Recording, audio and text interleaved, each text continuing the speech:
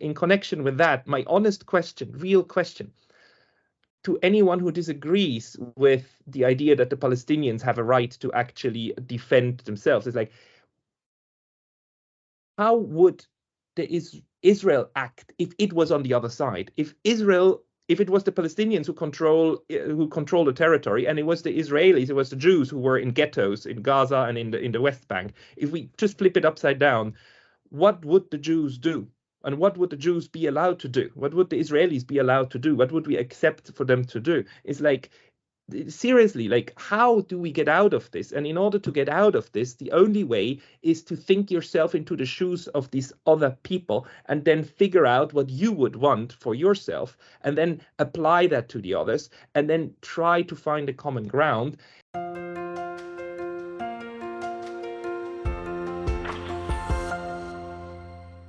Hello everybody, this is Pascal from Neutrality Studies, and today I will share with you a video interview with myself, recorded and conducted by Jakob Dejonge, who is a Dutch peace activist, and he's running his own YouTube channel under the Hague Peace Project. I will link that below. Please subscribe to his channel, he's doing wonderful work as well. And he wanted to know my opinion about the horrible war between Israel and the Palestinians and the situation in Gaza. And well, I will share that interview with you so you know my opinion, where I stand basically after 2.5 weeks of warfare again in Israel and Palestine. Thank you, Jakob.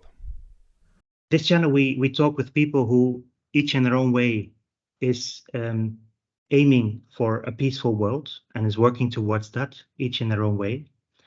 And it is super urgent that we talk about this, about peace. Of course, everyone knows and has been following what's happening in Israel and Palestine. And so I would like to dedicate this program really to that issue, even though there's a lot more to talk about. So Pascal, thank you very much for joining us today. Let's start a little bit with the background of what's going on, or maybe first start with what was your feeling last Saturday and the weekend the Saturday before, and what happened shortly after. How are you looking? How do you read the news at this moment?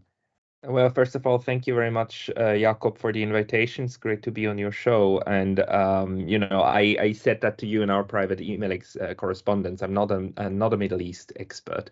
I have never lived there. I haven't studied the region in detail, but I will be happy to talk about what I perceive as one of the most tragic conflicts that has been going on for the last 75 years, ever since 1948, when a large part of Palestinians was ethnically cleansed from their homeland, and then you started having a state of Israel in a place where we had a territory of the Palestinians. And the Israelis, don't get me wrong, the Israelis deserve a place. Israel needs to have a space. There needs to be place for people, right? The tragedy that befell the Jews in the Second World War with the Holocaust, between 4 to 6 million people who died, was utterly horrible. And the longing for an own state is absolutely understandable. But what started in 1948 is that one group of people asserted their dominance over a territory that was not empty, that already had people inside it, and that was the beginning of 75 years of suffering on both sides. And what went through my head Saturday, a week and a half ago, or well, almost 2 weeks ago, when the large-scale attack by Hamas on Israel happened, was, oh my God, how horrible again. It's happening again, and the spiral of violence keeps turning and keeps killing and keeps slaughtering people.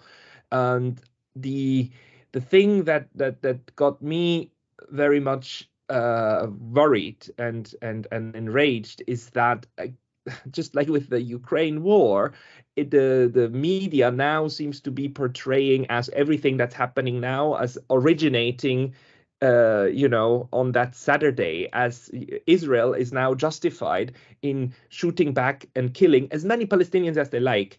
And please, be it in Gaza or in the West Bank, because they were attacked on Saturday, on that fateful Saturday, and they were attacked in a horrible, horrible way. And you and I, as pacifists, we cannot and certainly will not ever condone any kind of such violence, right? But at the same time, what we are seeing now is that the spiral is turning even worse. And what went through my mind back then is like, whatever the number of Israelis is that will be killed in the end, whatever it is, Israel will kill 10 times, maybe 100 times more Palestinians, because that's what every single time what happens. I don't know why, but if you look at the numbers, it's utterly clear that Israel always strikes back disproportionately 1 or 2 orders of magnitude, 10 to 100 times more. That's what happened over the last 50, 60 years. Every single time you have one Israeli who dies, you have about 10 Palestinians who die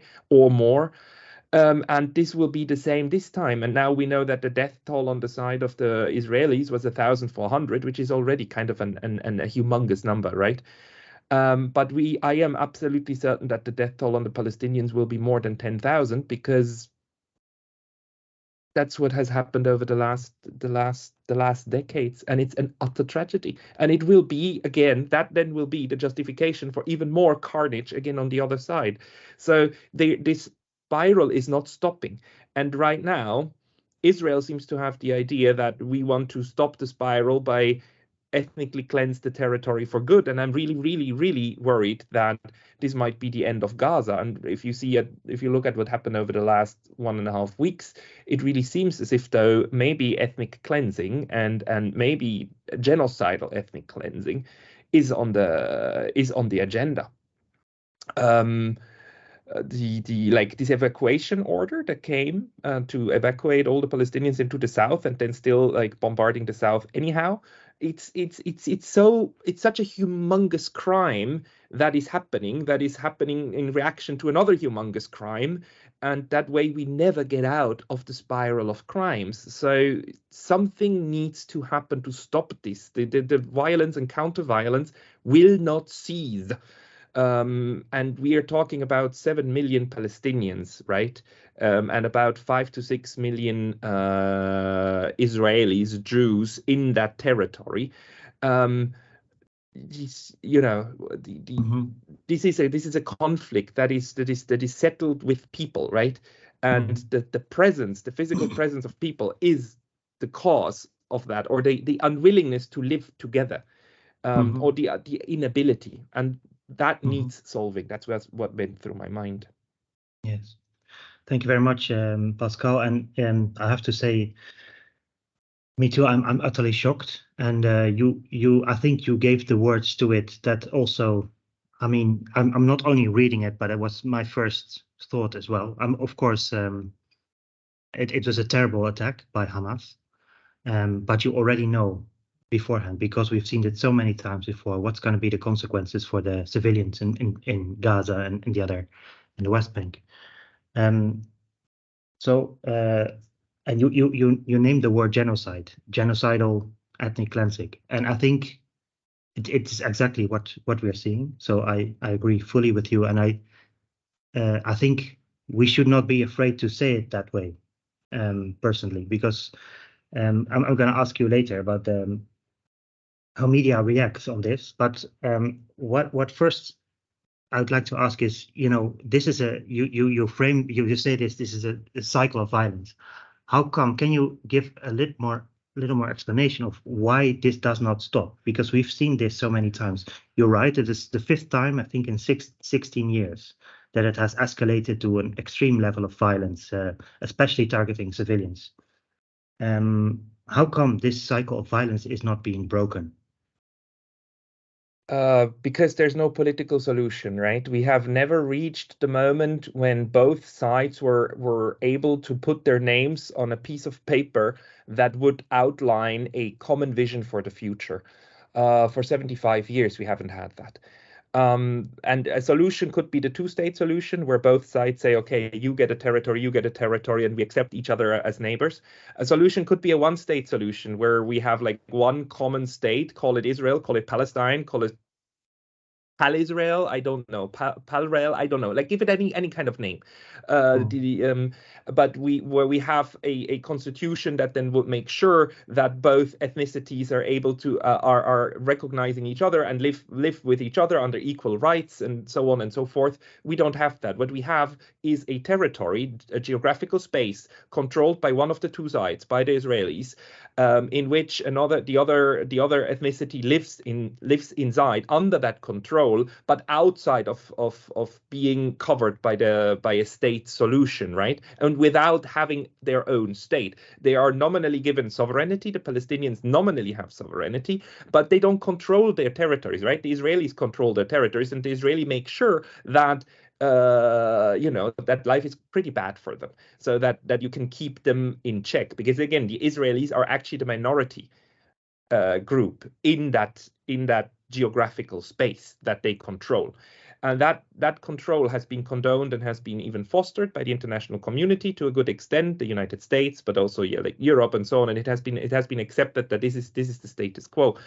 and the violence keeps going back and forth because, the Israelis are not willing to change the status quo, and the Palestinians are suffering under the status quo. So what the Palestinians do is they try to fight back. And let's be clear here. I mean, under the United Nations and so on, Palestinians have a right to defend themselves, just as the Israelis have a right to defend themselves against attack, right? Everybody has a right to defend themselves. I mean, on a human level, if you get attacked, you have a right to defend yourself. Now, the thing is, both sides deploy that logic in order to justify the violence against the other, right?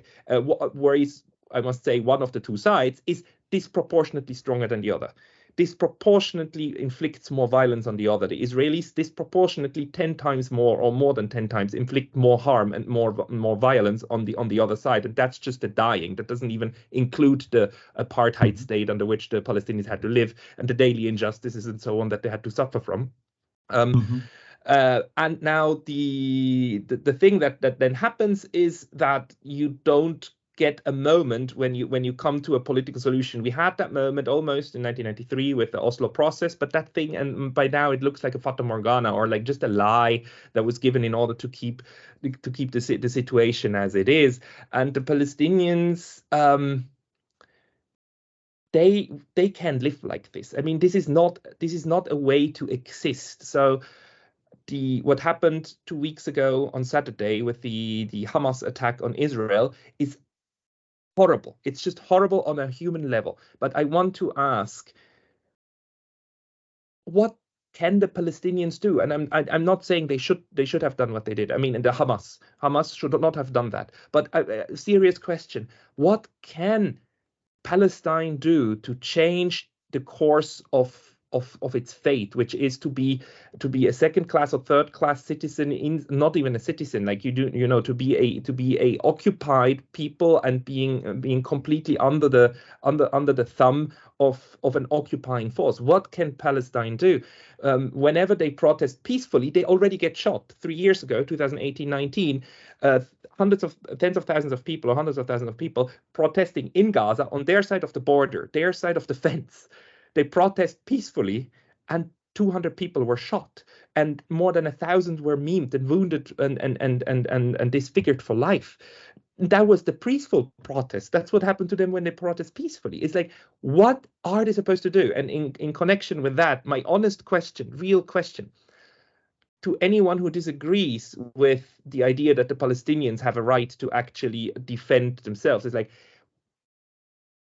how would Israel act if it was on the other side? If it was the Palestinians who control the territory, and it was the Israelis, it was the Jews who were in ghettos in Gaza and in the West Bank, if we just flip it upside down, what would the Jews do?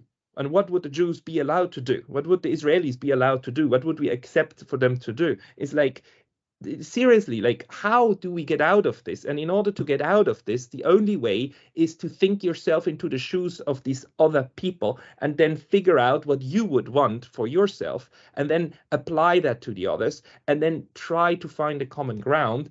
And there's certain things that are outside the possible, right? We do not want Israel eradicated from the face of the earth, and we do not want Palestine eradicated from the face of the earth. We want these people to have homes, preferably together, because for Christ's sake, it's really nice when you have a good time together. It's really nice when you can visit each other at home and have food together. But in order to get to that point, we need to make sure that these wounds can heal, and the wounds right now are being just made worse and worse and worse. You said very many interesting things, and one of them, of course, is the right to self-defense, because that's one of the main sort of lines in at least in Dutch media at the moment. Even after the horrible attack on the hospital, and I mean, yesterday a Christian church was bombed, one of the oldest churches in the world in Gaza. Was where Palestinians families took shelter against the bombings. The church was bombed, so it's so curious and so strange. How do you the fact that that we are the West, the collective we are shouting self-defense when Israel commits their atrocities, because in my words that's what it is. And we never mention the so-called right of Palestinians to defend themselves. How come that we are so one-sided in this issue in the West? Because we are blind. The West is blind. We are utterly blind to our own crimes and to the crimes of the people that we define as our own. I mean, the West identifies with Israel. The Israelis are us. We are Israel.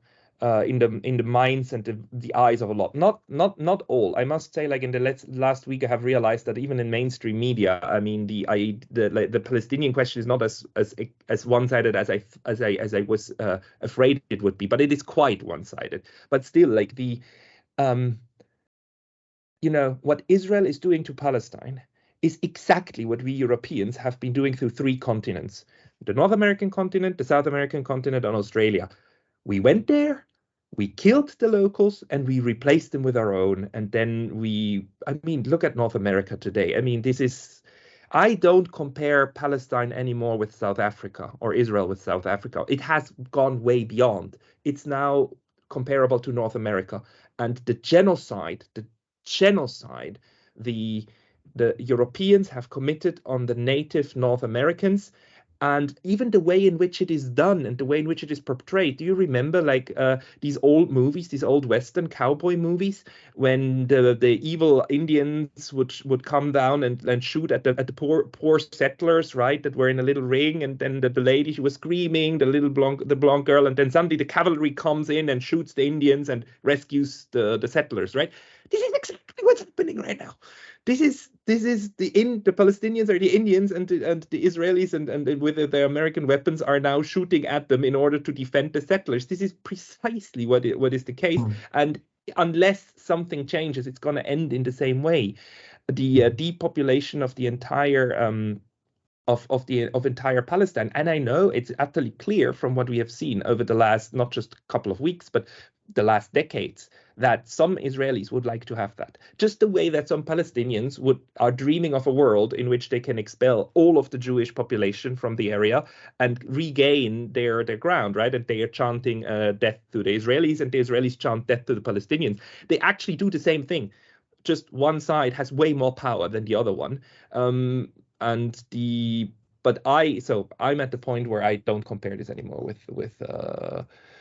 with South Africa, because it has surpassed, the situation has surpassed South Africa. I find it also very strong that you say, and that is something that for me utterly lacks in Western politicians and a large part of the media. That's the way, like, we can sort of identify with what we choose to identify with one side and not with the other, and sort of this it's a basic fact that you also, I mean, can teach children at school, try to imagine yourself in the shoes of the other, how simple, how difficult can it be? But yet it seems extremely difficult. And it made me think, like, some people are making also, and you ask, what would you do in a situation of a Palestinian or of Gaza? Gaza has been locked off from the world like for 16 years, has been a blockade, economic blockade for 16 years. And it's now a total blockade. Water, electricity, food, medical supplies, everything is blocked, and they're being bombed. Like many people are making comparisons now with what actually happened to the Jewish people in Europe, like the ghetto of Warsaw. It was exactly what happened. Like first of all, they were blocked from the outside world, and then the killing started. Like there's so many parallels, but we don't seem to dare to put ourselves in the shoes of the ones who are suffering most at this moment. And so it just made me think of it. You already mentioned in the beginning somewhere that some of the reaction of the media and politicians looks like what's happening in the media around the war in Ukraine. What parallels do you see between the reporting around the war in Ukraine and the war and the violence in Israel-Palestine? On the one hand, I see very strong parallels that certain quarters of the Western media try to make this good against evil. And the parallel between unprovoked attack. We had that adjective again, right? The unprovoked attack, as if those 16 years of imprisonment was not a provocation. That's apparently that's just a matter of fact. It's just anything that any one of us should be able to live with, being 16 years in a prison, and that's not a provocation. And we without trial and anything, right? That on the one hand, that's that. On the other hand, there is more, actually, and I'm happy for that. And there is a bit more of reporting about, the Palestinians have had it like pretty difficult, and this conflict is quite complex. We are getting just back at the into a violent state now. We've had violent states before. We have them now. We didn't have that with Ukraine. With Ukraine, the black and white was absolute, and it was unquestionable. Who's the baddie, and it's clear that Putin is Hitler, right? In this case, actually, the crime that has been underway and has been committed against the Palestinians is so egregious, is so huge, is so humongous, and so long lasting that even Western media is not able to completely, utterly shut that discussion out. So there is more of a debate of what's happening, but it is pretty clear also by the way that Western governments are acting in Germany and France. Any pro-Palestinian rallies and pronunciations are now forbidden, right? You cannot go to the street. We've had people in Germany being arrested. We've had a Jewish woman in her 60s or early 70s arrested in Germany for being pro-Palestinian and saying like Palestinians have a right to live, and she was arrested. It's really radical the way that it's like the groups. I don't know the exact names, but you have Jewish groups for Palestine or Jewish groups for justice in the US, and they're now you see now the rift within the Jewish community also, because you have this Anti-Defamation League who has now branded these Jewish groups anti-Semitic. Yeah, it's utterly ridiculous. Just the way that you have in the Labour Party in the UK, a large part of people who were thrown out of the Labour Party for anti-Semitism were Jews. So of course you have Jews in Jerusalem, in Israel, you have Jews in Europe, you have Jews in America who utterly understand how horrible the plight of the Palestinians is, and who sympathize with them, and who understand that this is a cycle of violence, right? The thing that we are talking about. You have a lot of people who understand that, and these people, let's call them doves. The doves. Sorry, there's a new feature. Nice. It's a new feature of my. I have to give this ended off. Sorry, the doves are now being attacked by the hawks in their own center. This is a typical thing that happens during conflicts, when you have two sides that go to war with each other. You usually have some more dovish groups that want to work towards reconciliation, and you have more hawkish groups that want to solve the problem through force, through war. And what happens, typical, is that the doves try to cooperate, and the hawks then try to eradicate their own doves because the doves stand in the way of even more force, of more killing of the other one. And in that way, the hawks actually agree with each other that what we need is pure violence. I'm sorry, this is my Mac thingy.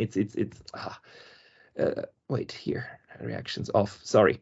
So this is a typical it's a typical part of a conflict constellation, and that's what's happening now to dovish Israelis, that they're being accused of anti-Semitism, because anti-Semitism has nothing to do anymore with anti-Semitism. Anti-Semitism these days is a catch-all phrase to make people who are not online with the hawks, the Israeli hawks, to shut them up or to physically eradicate them from the discussion. I see some parallels with branding everyone pro-peace in Ukraine as pro-Putin. And if you're pro-peace in Palestine and pro-Palestinian rights, to give them equal rights, you are an anti-Semite. It's scary. It is our hawks at home who fight against us because they have a different vision for how this conflict should be politically solved. And by politically, I mean politics by other means, which is war, right? And they want that. So therefore they have to fight us, because if we win the game inside our communities, the argument, then our states will not use that lethal, deadly force that they're doing, and that these hawks won. So we are being fought against by our own people who want a violent resolution. Because the one thing to understand is sometimes in German and so on, we say that violence is not a solution. That's like, one of these common sayings. And the thing is, it's wrong. Violence is a solution. That's why people do it. That's why people want violence as a solution. And we see that on the Israeli side and the Palestinian side, both sides who want violence to be the solution to the conflict. And we see in Ukraine people who want violence to be the solution of the conflict, those who suppress the political solutions. And this is the tragedy of war dynamics. I was wondering, I asked this also in our previous discussion about Ukraine, but how's you travel between Switzerland and Japan?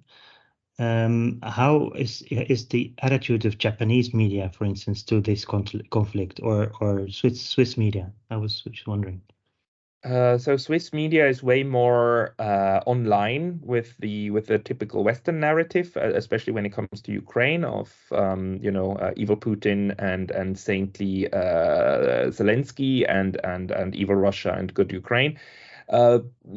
Japan too, to a certain extent, but the emotions don't boil as hotly as in Europe. It's the conflict is reported over here in a bit more of a factual way, with a bit more of historical background, because people over here actually wonder, hey, how come that this conflict happened?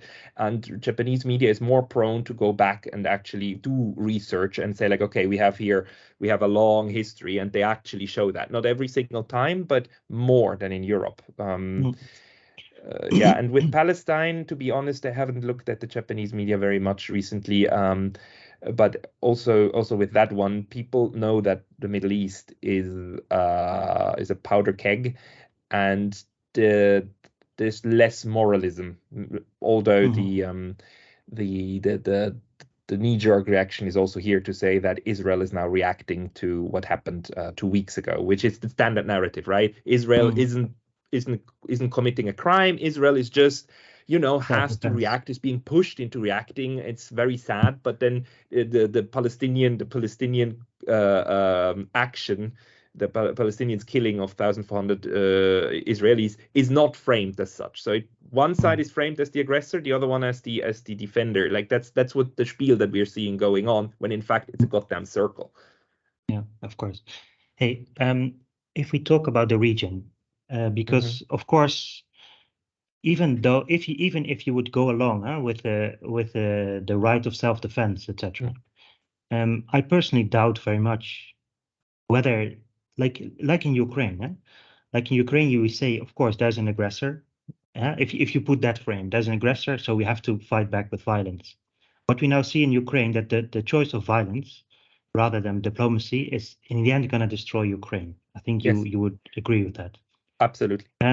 Now it seems, and you've said that also, that Israel is the strong party They're relative to the Palestinians, they're strong. But I'm afraid, like even for those who claim to protect the rights and the security of Israelis, if they're not in the end also endangering, especially Israelis, of course, first Palestinians, but then also Israelis, because if you see what's boiling in the region, if you see the mass protests all around the world, and predominantly in Europe and America and in Middle East, what if? How do you see? I mean, if there's a real escalation, there's a real trouble for all Israelis. Yeah. So, how much of a risk do you see there if you look to Hezbollah, Syria, Iran, maybe Jordan if they do not keep their government in place, etc.?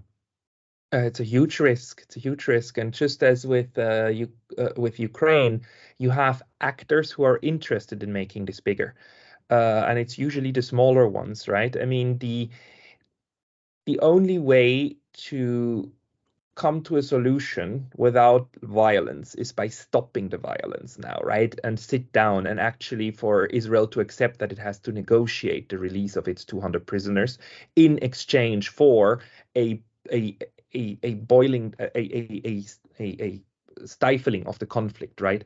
If you keep using physical violence in order to solve your problem, you only make the danger of this becoming bigger and actually, the conflict spreading worse. And the only thing that can outdo the disproportionate force that Israel has compared to the Palestinians is a Arab front against Israel, right?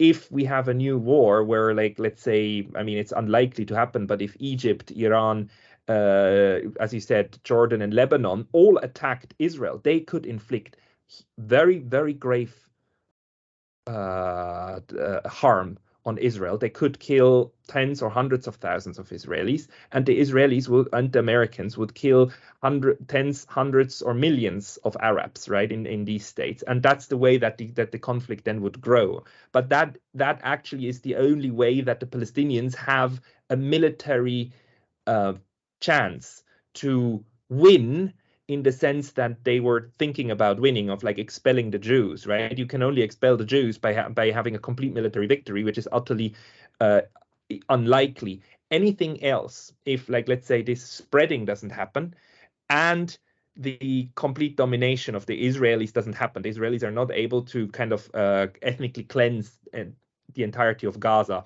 kill, I don't know, 500,000 Palestinians, and the other 1.5 they are expelled to Egypt, something like that, right? If that doesn't happen, what you have is that the Israelis will go into Gaza and the Palestinians will be able to use the advantage. I mean, Hamas will be able to use the advantage that they have on the ground and kill many more Israelis than the Israelis kill them, and thereby you then have another horrible bloodbath that will end in a stalemate, just as Ukraine is a stalemate right now, right? In a bloodbath stalemate. And that's what we might get in Palestine if something doesn't change dramatically in the approach towards the conflict resolution mechanism. Like, if we're talking about Ukraine, I think this is a clear trigger point for a potential direct confrontation between nuclear superpowers.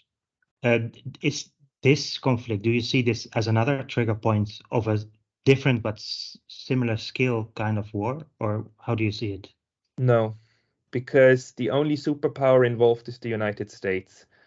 Russia doesn't have the back of the Palestinians. Palestine Hamas is not a proxy of Russia, nor a proxy of China. The only superpower involved is the US, and the only. But what about Iran? Iran is not a superpower. Iran is a big conventional military power, but it doesn't even have a nuclear bomb. There's only two parties that have nuclear bombs in this conflict: the US and Israel. Israel has a nuclear bomb, and that's very dangerous. But do you think that Russia and China will keep themselves outside of this if this escalates into an all-out Middle East war? Yes. You think they will keep out? Yes, I don't see any reason why Russia would. I mean, maybe they would probably intervene on a small level. They did. But let me put it this way: if we talk about nuclear escalation, which I think we did, I mean, because in the Ukraine instance, we have the actual danger of a nuclear escalation on both sides, right? Russia versus the United States, which might end in complete mutually assured destruction. Might end.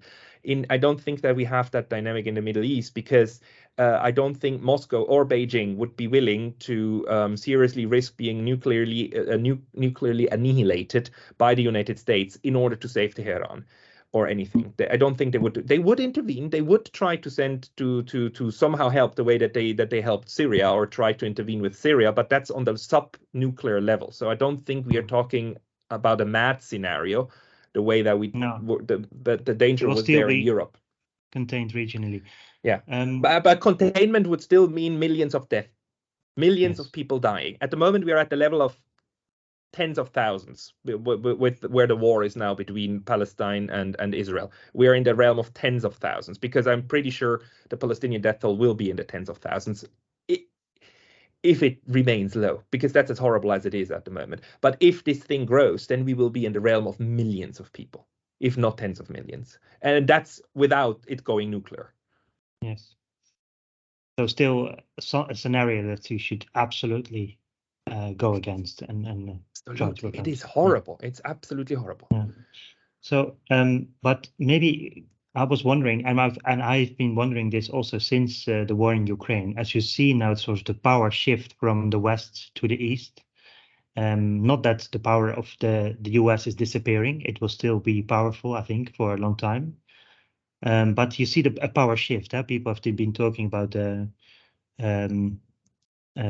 what's the word? You know, the equal sharing of power between the big multipolarity. Yes, the multipolar moment, let's say, is approaching. How would this affect does this current war, have anything to do with that? Is my question. And how will it affect sort of the outcome if it's not an all-out war, let's say? It does. It definitely has an effect. The United States is not able anymore to project the kind of unhinged power that it was able to project in the 1990s, where nobody could match it, and where it was out of the question that the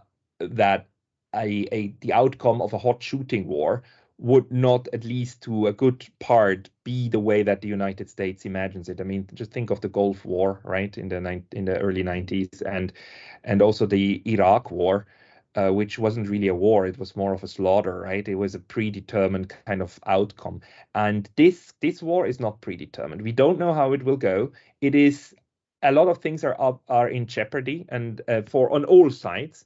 And the actions and the decisions of the smaller regional players carry much more weight than what it did in the 1990s, right? And even in the early 2000s. So the decisions of Netanyahu, the decisions of the Palestinians, and the decisions of even of Jordan, of Lebanon, of Hezbollah. Just think of Hezbollah.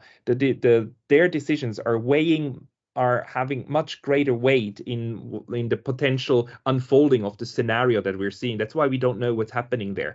With Iraq, both Iraq wars were pretty clear what's going to happen, unless the United States changes its mind, which it actually did toward the end of the first Iraq war. It kind of it didn't get rid of Saddam because it decided not to get rid of Saddam, but that was a U.S. decision, right? That period is over. So the multipolarity doesn't only mean we have a multipolarity between Russia, US, and China. It also means that the regional actors are more multipolar, and that the projection capability of the US is diminishing actually at the moment. But this must also be considered in Israeli governing circles, no? Because of course, for Zionist people, Israel has a goal in itself as a sort of promised land, etc. But from the U.S. perspective, Israel is sort of a power base to control the Middle East, no? Yes. So yes, it is. So that's why I was wondering, like, of course, this is speculation, but it seems to me a bit like these actions, sort of a final push to ethnically cleanse Israel at this moment from Palestinians. does it not, is it not sort of this urge to do this? Is it not with a perspective, US is going to lose power now, so this is maybe our last chance to use the military might of the US to fulfill this project? I think so. Yes, I think that's correct. I'm pretty sure this is what a couple of people in the government of Israel are thinking about. This is our chance. The hawks of the Palestinians gave us, the hawks of Israel, exactly what we wanted, which is an excuse to finally get rid of that goddamn Gaza thing, and kill as many as we can, and make sure the others leave to Egypt. I'm pretty sure there's a good number of people who think like that. I'm pretty sure that a good number of American great strategic thinkers of the neocons actually think like that too. And it's like, okay, we now need to create that very muscular proxy state in the Middle East that then will help us to keep Iran in check, because, well, the America kind of dismantled themselves Iraq, which was kind of the counterbalance to Iran. So yeah, you build up Israel, which is the only state that you can control 100%, right? The others, like Egypt and so on, are allies, but you know that they can switch, and they might switch. They already did it once, almost, when they elected Morsi, and then luckily Morsi was wiped away and replaced by a dictator that is more in line with the US. But even that dictator Israel was can very only happy go with so and so Sisi. far. Yeah, and you can see right now, I mean, even Egypt is not willing to go along with like just opening the borders and taking in 1.5 or 2 million Palestinians that will never ever return to their lands. I mean, the Israelis will never ever open that border again. This is utterly clear. There's no question about that. And the whole idea now, also that's the other thing, that how you can see the spin in the media in the West is like, oh, the United States is trying so hard together with Israel to get civilian goods, humanitarian goods into Gaza, and convince Egypt to be a good citizen and let this in. It's like, are you crazy? Are you crazy? United States, just make Israel stop bombing Gaza. That is the biggest. That's the biggest humanitarian aid you can do. But the whole narrative is like, we have to convince Egypt to help. It's like, it's just crazy. It's absolutely utterly crazy. It's as morally totally warped. And it's even today. I think this morning, I think Guterres, like the chief of the UN, he said the same thing. The people are suffering. We need humanitarian aid, without even mentioning Israel. Stop bombing. And this is like, if the UN, the UN should take a lead in this. If the other states doesn't do it, I mean, the thing is, truly shocking. You're right. I mean, the UN should take a lead. The thing is, the UN has had its fingers in this entire catastrophe from the beginning, right? It was the UN that gave like so much land to the to the Israelis in the first place. And I'm not saying that the UN is actually trying, or the way the UN is involved is actually to a large extent also a positive actor for the Palestinians. There is special rapporteurs and so on, and it has been on the highest level. And their offices are being bombed by Israel. Their offices are being bombed by Israel, exactly. I mean, this is how horrible it is. That is why it is an ethnic cleansing, why it is genocidal. And that's why it is so utterly obvious to you and I, and to a lot of people who are not completely captured by the Western narrative, especially in Africa, South America, in Asia as well, that, this is a very large injustice that's being done on the Palestinians, and the Palestinians are leashing out at the Israelis, which then leash out back at them. I mean, this is clear to a lot of people, but the Western neocons and colonial-minded Europeans, they don't understand that. What they understand is that we have a white settler Europeans that now need to defeat evil, savage brown people. They really they fall back into that thinking. Like, even some of the people who would say like, no, you cannot use the word Indian anymore to describe Native Americans. That is racist. Even those people default back into those categories, and I'm sorry to say that. That's just how dumb we are. That's how dumb and how stupid Europeans are. We are, because we don't realize that we are still colonizers in a colonial mindset still in 2023. So as a last question, Pascal, because I know we have to round this off. What if at this moment European leaders suddenly discovered that we are quite stupid and we didn't understand this thing and we totally miscalculated, you know? Let's say in a hypothetical situation that they would suddenly realize that they have always followed the wrong policies until now, and you are called in as an advisor what to do now. What would you say to them, to the European leaders like von der Leyen and Borrell and all the statesmen, Macron and Scholz? What would you say? What should we do at this moment?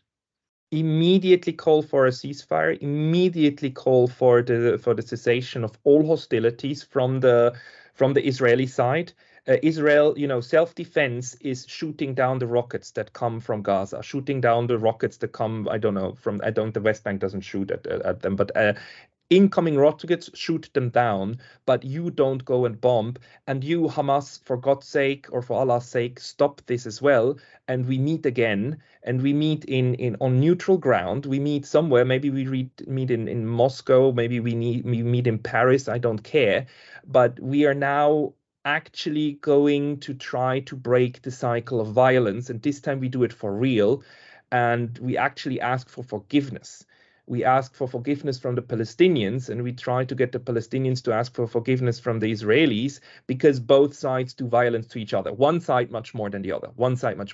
But we need to refocus the discussion on the suffering, on the human suffering of both sides. It doesn't help to only focus on your own suffering, which you then use as an excuse to kill the others. We need to focus on the suffering of the other one. We need to get the Israelis to focus on the hurt of the Palestinians, and we need to get the Palestinians to focus on the hurt of the Israelis, and we need to get to the point where we can have enough doves in both camps to agree that we need a moment like in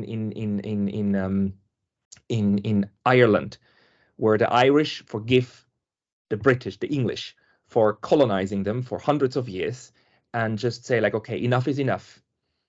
You take that North Irish thing, whatever, and we do not kill you anymore. We stop this. You give us our independence, and we do our own thing, and we work out a solution. Or like what happened between France and Germany after the Second World War. We have examples of successful reconciliation when it happened, when you find a larger structure under which you can then unite former enemies. We need to unite these enemies, and my thing is, at the moment, you need to stop the killing. If we don't stop the killing will just perpetuate itself, and it will not end well. And the situation, as we said, is very uncertain. This might well end very poorly for Israel as well. It might go super awesome and they can cleanse the whole territory, for them, maybe, but it might go the other way around. It might also, if this becomes bigger, it might kill hundreds of thousands or millions of Jews, and it might just perpetuate this into the next 50 years of killing each other. So I would call for immediate ceasefire, immediately. Okay. Thank you very much, Pascal, for this interview. I think it was super clarifying and super urgent and necessary to say these things. So thanks a lot for talking to me again today, and hopefully we'll stay in touch and we'll continue these kind of discussions. Thank you for your work, Jakob. We'll stay in touch. Thank you too. Yeah.